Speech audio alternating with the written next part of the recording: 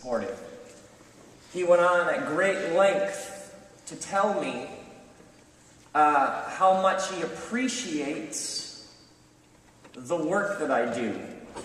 And he said, let me tell you just how much I appreciate it. The other day, some people on Facebook were saying that you are nothing but fluff and irrelevance, but I slammed them and defended you.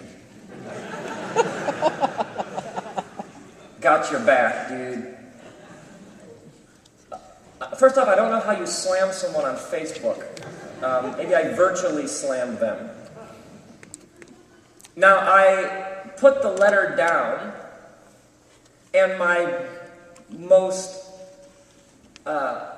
sort of fundamental impulse was not gratitude for the fact that he has my back, dude. 2 words were like burning at the front of my brain and heart. Fluff and irrelevance. His attempt was honest and kind and appreciative and full of gratitude and love. He just wanted to let me know he's on the team. But I walked away from the encounter and put the paper down with, am I all fluff and irrelevance?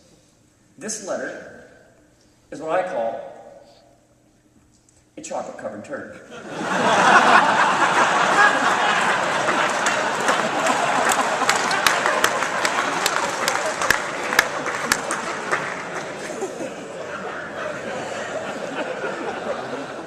At first glance, it appears attractive and maybe even pleasing to the palate. And then you take a bite of the chewy center.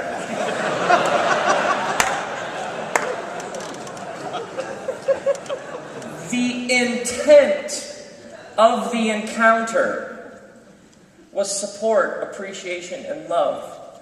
But the problem is, what I extracted from it and took away was a bit of a mixed blessing. Now, the fluff and the irrelevance got under my skin and bothered me. But it wasn't just the fluff and irrelevance. What was more insidious was my frustration that the fluff and irrelevance comment was hard to just kind of slough off. So it worked at one level, and yet at the same time, it had a sort of sandpaper grating on the nerves, kind of compressing the heart. It worked on 2 levels, and I think actually it was the frustration that I couldn't just blow it off instantly that was actually more painful than the actual content of the accusation. And so, my experience has been that it is difficult to shake these sorts of things that come your way. They sometimes even come with the noblest of intentions, and yet you walk away limping. And it's not just that you're carrying around like that hurt, but there is this, I'm bigger than that. And that should bounce off. And so we have sometimes just an inflated sense of our own, I'm a spiritual authority, I'm a leader, I'm the pastor of this church, I should be able to. Sometimes we have a sort of inflated ego in which we're so shocked that we are better than this. And yet it's right there. Or how many of you have had this? I would call this one the 9 and the 1. 10 bits of feedback about something. And 9 of them are, not since Moses came down the mountain.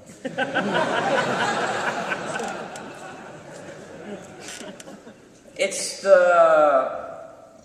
the Easter service. And something happens on Resurrection Sunday, and man, liftoff, transcendence.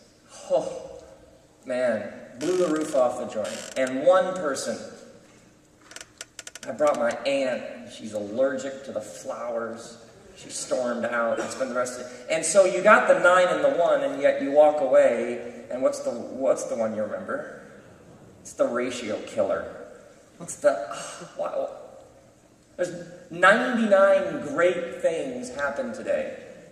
I heard 999 amazing stories about the kingdom that is advancing, the new creation bursting forth right in the midst. But then that one person sent that email, and that's the thing I can't shake. And it isn't just the content of it, it's I'm supposed to be able to shake this stuff. Or how about this? How many of you have heard a rumor about yourself? How many of you have ever heard a rumor about yourself that was true? Correct, because then you wouldn't call it a rumor. You'd call it news. I have heard things, such unbelievable things. There's a part of me sometimes that just wants to say, it is true. I do have secret dreams of opening a shoe repair shop in Ohio. And in fact, I'm moving there next week to do that with the money I made from betting on ostrich racing. Yeah, that's actually true. And I've been able to cover it up this whole time.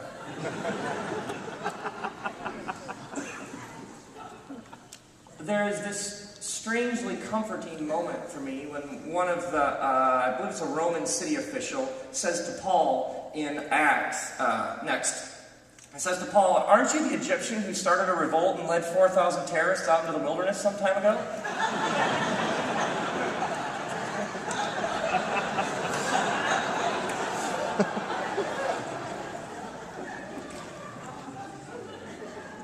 Yeah.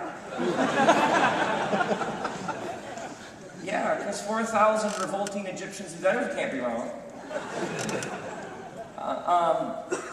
There is this pain. And here's what happens. Your friends hear the rumor at the same time you do, and they laugh. And they say, okay, that is so crazy. You just gotta laugh about that. You just gotta blow that one off. Yeah. But it's not about you. It's about me. And there's a difference. Your friends are very helpful, and they're like, oh, come on, that's just crazy. Yes, but it's out there, and it's about me. And it isn't just the content of the rumor. I'm what? I'm going where? I have that's my secret agenda? It is? If I was going to have a secret agenda, I hope it'd be better than that. And I hope it'd be like truly devious and clever and devious. You know, with not just that. Anybody can come up with that. It's not just the content. It's that thing of, I guess I am supposed to blow it off. And sometimes our friends can actually, in a strange sort of way, we can be in environments that cause the inner dialogue to rev even faster because, yeah, you're right, I guess I should be able to blow that off. So it's an hour later, you're driving home, it's that evening, it's the next morning, and for some strange reason, it's still kind of lingering there, and you don't actually want to share it sometimes. And actually, what's the beautiful thing is when you can share it, but sometimes it's just the inner dialogue that plays. It's the comment that somebody makes. Yeah, so you got a new car, Pastor? Yeah, I did. My donkey broke.